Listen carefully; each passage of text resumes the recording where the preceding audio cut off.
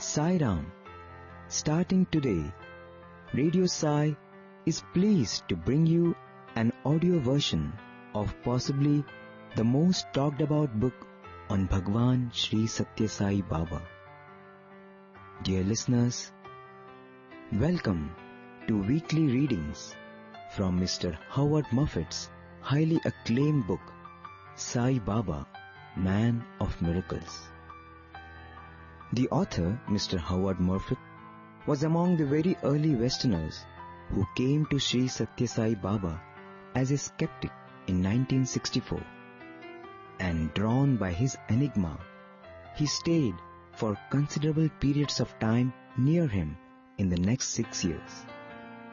During this period, he conducted extensive research and probing investigations into the Sai phenomena. He published his findings as the book that has become a classic of Sai literature, often considered the primer which introduced Sri Satyasai Baba to millions round the world. This book was first published in 1971. Since then, it has been instrumental in drawing millions of seekers to the path of love and selfless service that Sri Satyasai Baba personifies and preaches. The readings will be run every week, and if you wish to revisit a chapter at any time, you can do so at our website radiosai.org. So dear listeners, welcome now to Sai Baba, Man of Miracles by Mr. Howard Murphet.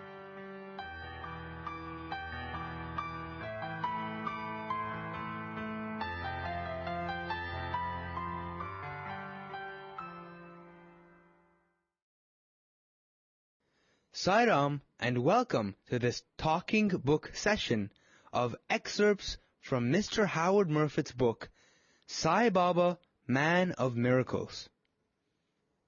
The book, Sai Baba, Man of Miracles by Howard Murphet is a very comprehensive coverage of the various miracles Sri Satyasai Baba has performed to save his devotees from serious illnesses or from the brink of their deaths.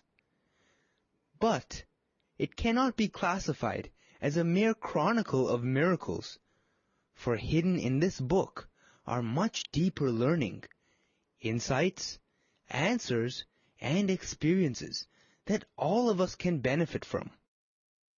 Before we begin the session with readings from the first chapter, let us learn a little bit about the author, Mr. Howard Murphet. An Australian by nationality, Mr. Murphet was born in 1906 in Tasmania, Australia. He grew up in a family that enjoyed a strong Christian background. Early in life, he became interested in the ancient Indian practice of yoga, and several years after participating in yoga classes, Howard met Iris, his wife-to-be and companion in travels and spiritual seeking. Together they studied and traveled to Europe.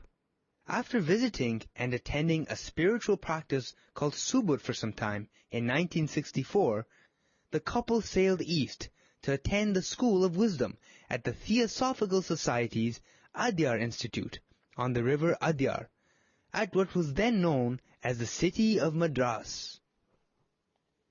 But what makes this book unique is the fact that Mr. Murphet probably was the first from the Western world to come to Satyasai Baba as a Western skeptic and stay with him or near him for some 6 years. Today, the book that he researched and compiled with dedication and hard work has become a classic of Sai literature. Often considered the primer that introduced millions to Sri Satyasai Baba, it was first published in 1971. This singular documentation of the Sai phenomena and its inexplicable wonders has been instrumental in drawing millions of seekers to the Sai fold. As Mr. Murphet explains, this book is intended to reach three classes of readers. The first includes the men and women to whom the mysterious and miraculous ways of life hold interest.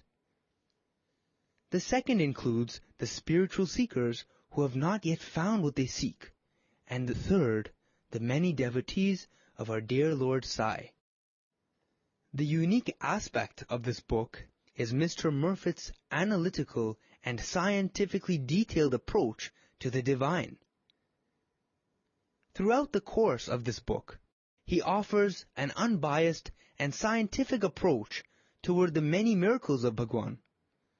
Unlike many of the books that have been written on Bhagwan, this book brings to fore the various evidences, aspects, and interpretations of the great Sai power. The author, however, has a caveat. He suggests that while his approach may come across as being a trifling cold to devotees who are already in the know of the great Sai power, the book is primarily meant to satiate the first two classes of readers. Regarding the topic of miracles, the author says, Miracles have been a part and parcel of human lives for ages, from Lord Krishna to Jesus to the many other gods and saints that most religions have come to discover. Miracles have always been the common denominator. Surprisingly, the human mind, which appears to accept these miracles in the form of various fairy tales during childhood, fails to believe the very same fundamentals when they grow up. The failure of human mind to associate with such occult powers and miracles occurs because man is unable to confine them or explain them under the commonly accepted scientific realms. In his exact words, miracles are a phenomenon concerning which we neither understand the causative laws ourselves, nor believe them to be understood by the large body of scientific workers in whom we put our trust and faith. With such a simple yet profound definition of miracles, Mr. Murphet marks the beginning of the book. Throughout the course of this book, he reveals his own skepticism to the various miracles performed by Bhagwan Baba, and details the process of how that skepticism transforms itself into complete belief. Recounting his exact thought and experiences of having witnessed the countless miracles performed by our Swami, Mr. Murphet takes his readers through the fathomless ocean of the many inexplicable miracles that are but a common occurrence in the lives of God's devotees. Chapter 1. This chapter, as well as every single one in this book of 20 chapters, begins with a profound quote from a variety of sources. Chapter 1. The search begins with a quote from an anonymous source which says, quote, "If therefore ye are intent upon wisdom, a lamp will not be wanting." Unquote. Many of us would have discovered Bhagwan's divinity through a mysterious series of events and experiences that perhaps make sense only on retrospection. The realization that our whole life is the playing out of the divine master plan sometimes dawns upon the devotee only when God himself explains it. In Chapter 1, we find that Mr. Murphet's journey to Sai was no different. In his search, however, lies a message for every spiritual aspirant, a message which reveals what divine seekers across religions and faiths must pray for. Here are select excerpts from the first chapter entitled The Search. After spending some time in Europe, my wife and I decided to stop for a while in India on our way back to Australia. We had two purposes in view.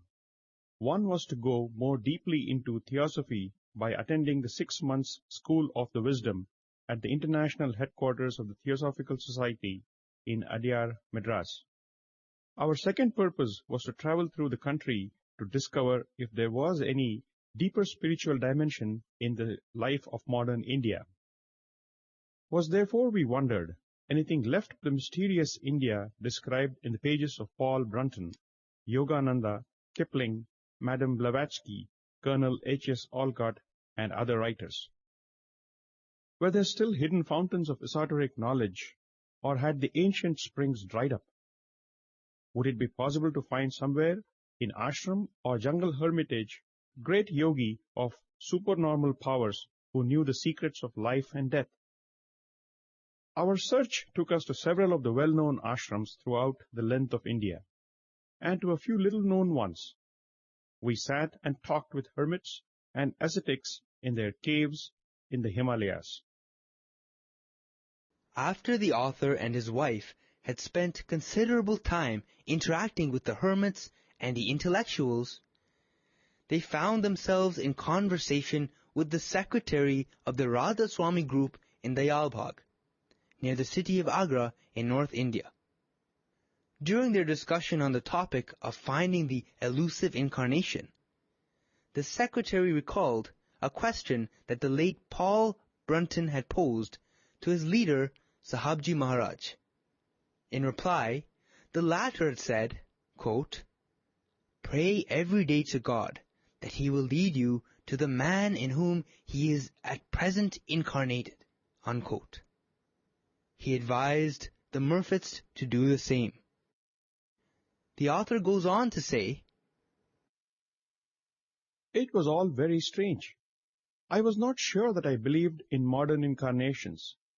Maybe in ancient times, as the scriptures taught, there had been such men like Rama, Krishna, Christ, and others. I knew many in India regarded some comparatively modern spiritual teachers, such as Paramahamsa Ramakrishna, as incarnations or avatars. But I had never hoped or expected to meet one in the 1960s. The idea had not occurred to me. I was all beyond my understanding or hopes. My wife and I decided that if among the teeming millions of India there was an incarnation today, we would love to find him, so the prayer could do no harm. Chapter 2, entitled Satyasai Baba, begins with a quote from Lord Byron. Quote, "Truth is always strange, stranger than fiction." Unquote. The entry of divinity in all our lives almost certainly is preceded by a series of events that under normal circumstances may pass off as mere coincidences. In Chapter 2, entitled Satyasai Baba, we find Mr. Murphet's experience was no different. Let us listen to select excerpts of his first rendezvous with Satyasai Baba. I first heard the name of Satyasai Baba from a wandering yogi. While the yogi had himself not met Baba, he did tell me that Baba possessed many siddhis and was known to be a great miracle worker. He said that Baba's powers are much greater than the other supernormal feats that some other men have performed, and that he performs them frequently and anyone can see them. This certainly was enough to arouse my interest and curiosity. I realized that meeting Satyasai would be my great chance to find out if the fantastic tales that come out of India belong to the realm of fact or fiction. And the fact that Satyasai Baba was believed to be the reincarnation of Shirdi Sai only strengthened my desire to meet him. But since the previous tours spanning the country had already taken a toll on our health, we decided to recoup a little in the Theosophical Society, Madras, before commencing our trip to Puttaparthi. But as luck would have it, through a fellow resident in the society, Nirmalananda, they heard that Swami also happened to be in Madras at that time. Nirmalananda was among the lucky few whom Bhagwan had brought with him to the city. The ways of the divine are indeed mysterious. Every piece falls in place when the Lord himself decides to bestow blessings on his devotees. The next day, Mr. Murphet found himself at a devotee's house in Madras, where Bhagwan was then residing. he was made to wait in a small sitting room along with 2 Indian men. Of that impending moment that would define his life forever, he says,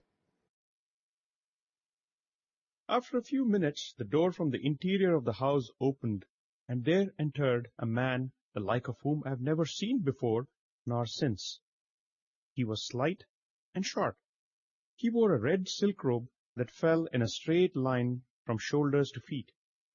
His hair stood up from his head in a big circular mop, jet black, crinkly to the roots like wool, and seemingly vibrant with life. His skin was light brown, but seemed darker because of the thick beard, which, though closely shaven, still showed black through the skin. His eyes were dark, soft, and luminous, and his face beamed with some inner joy. I had never seen a photograph of Sai Baba. Could this be he? I had expected someone tall and stately, with a long black beard and dressed in white robes. I had a preconceived image of what a great yogi or master should be like, perhaps derived from early theosophical descriptions of the masters. He came swiftly and gracefully across the carpet towards me, showing white, even teeth in a friendly smile. "Are you the man from Australia?" he asked. "Yes," I replied. Then he went to the Indians and began talking to them in Telugu. Presently, I saw him wave his hand in the air, palm downwards, in small circles, just as in childhood we used to wave our hands when pretending to perform some abracadabra magic. When he turned the palm up, it was full of fluffy ash, and he divided this among the 2 men. One of them could not contain his feelings. He began to sob. Sai Baba patted him on the shoulders and back, and spoke to him soothingly like a mother. I did not understand at the time that these were what are called bhakti tears, tears of overwhelming joy, gratitude, and love. After a while, the small figure turned to me again. Standing close in front of me, he began circling his hand again. This time, I noticed he pulled his loose-fitting sleeve almost up to the elbow. Much later, I learned the reason for this. In my mind was the suspicion that he might be doing conjuring tricks like a stage magician, perhaps bringing the ash out of his sleeve.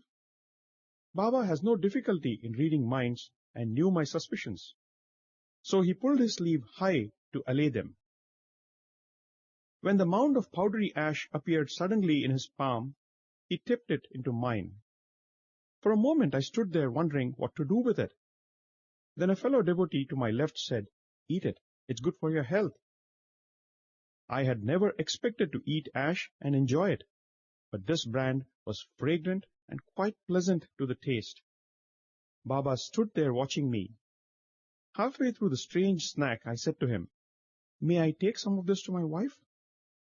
"She's not very well." "Bring her here tomorrow at 5 o'clock, he replied, and then he was gone. The next afternoon found Iris and myself at the same house. In the entrance, we met Gabriella Stayer of Switzerland, one of the small Western contingent in Baba's traveling party. We sat down near them, and Gabriella began to tell us about some of the miracles she had seen at Puttaparthi. Taking out my notebook, I asked her for the full address of the ashram and directions on how to get there.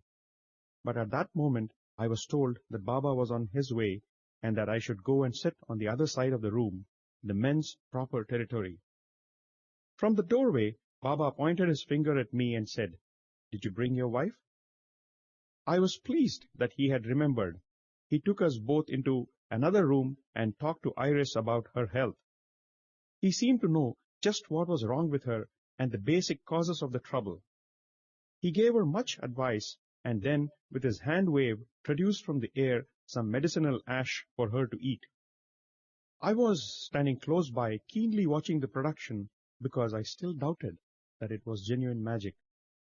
Now he turned to me, smiled, pulled up his sleeve up to his elbow, and waved his hand under my nose. As he turned the palm up, I expected to see the usual ash, but I was wrong. Lying in the middle of his hand was a little photograph of his head with the full address of the ashram.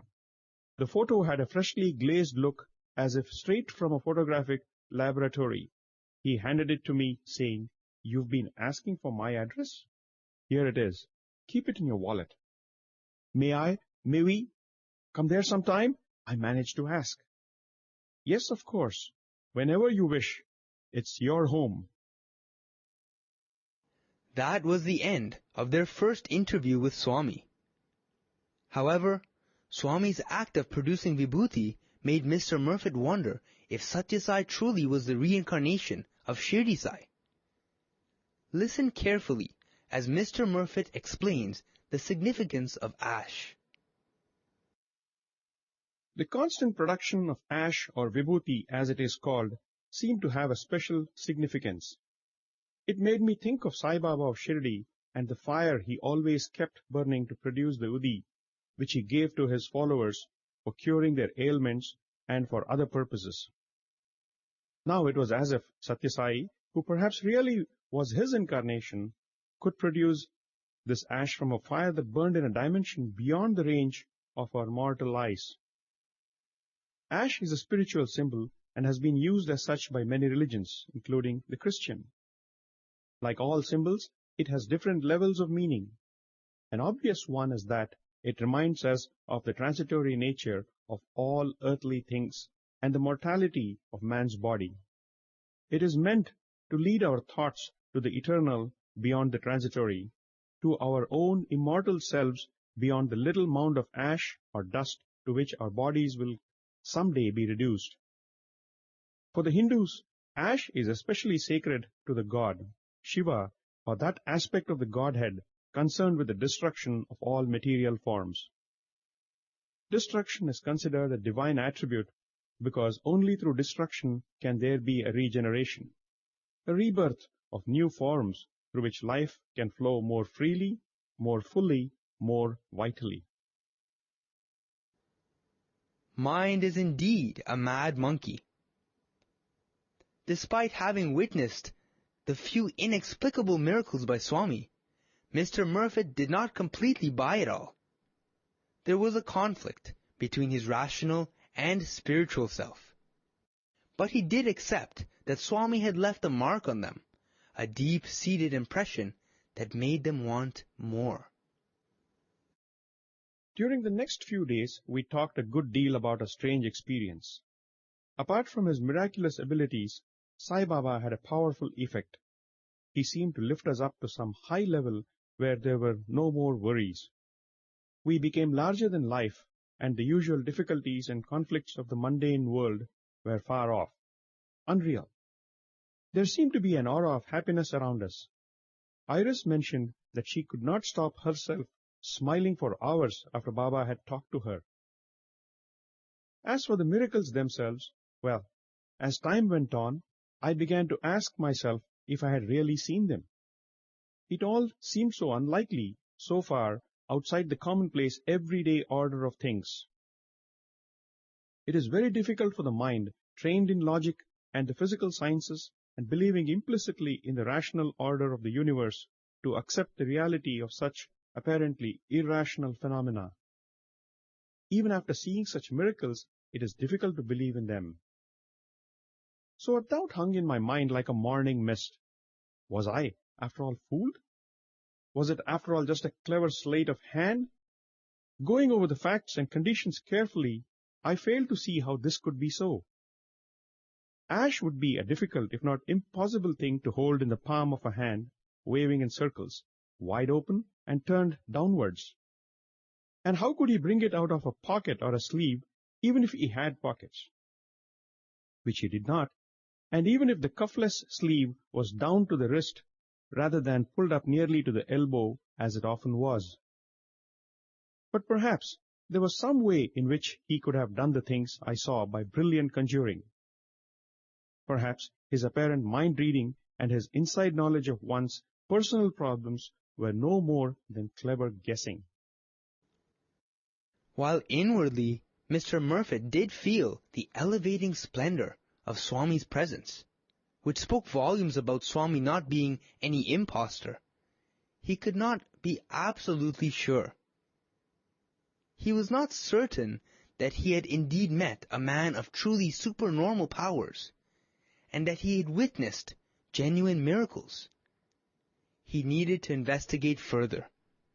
He reckoned that he would have to observe such phenomena many times under many different circumstances and conditions, and for this he would have to get to know the miracle man himself, learn his character, his background, his life, and the kind of people who followed him. He decided to visit that ashram in Puttaparthi. With that, we come to the end of today's presentation. We hope you will join us in this reading book session every week. Meanwhile, all the best and Jai Sai Ram.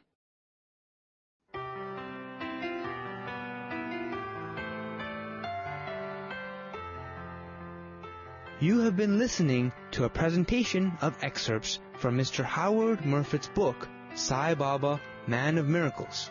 This book has been published in 1971 by Frederick Muller Limited in London.